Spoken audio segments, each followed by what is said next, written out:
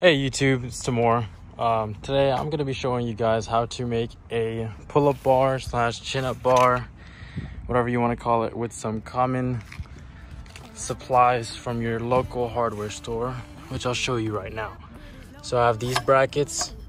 These are going to be used as my support. I'm going to bend them into elbows. I'll show you that later in the video. I have an impact driver. I have exterior screws. And I have these concrete and masonry screws, which I'm going to use on wood, only because when I have to screw this in, it's going to be very, very tough if I use those screws. All right, so I'll start a time lapse.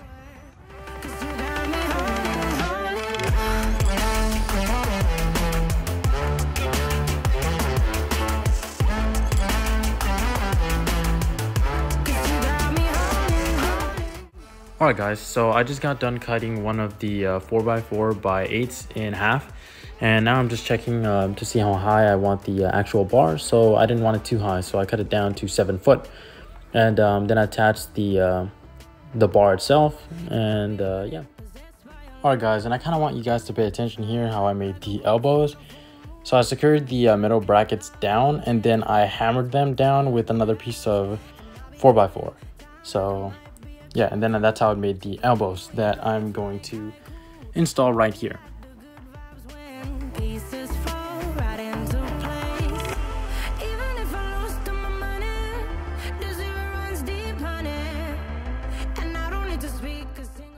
Alright guys, so I didn't use any special tools. I just set my saw to 45 degrees, and I made 2 cuts at the end of each bar, and I attached it to 4 corners.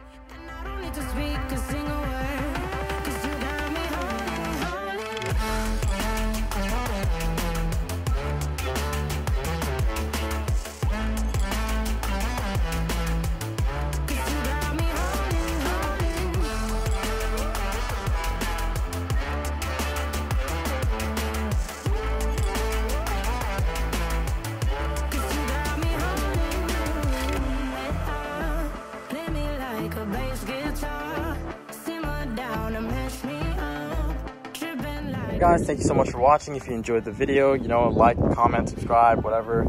And yeah, of course, as usual, I'll always link all the measurements, all the materials, and everything else in the description below. And what I wanted to touch up on real quick was how I made the bar itself.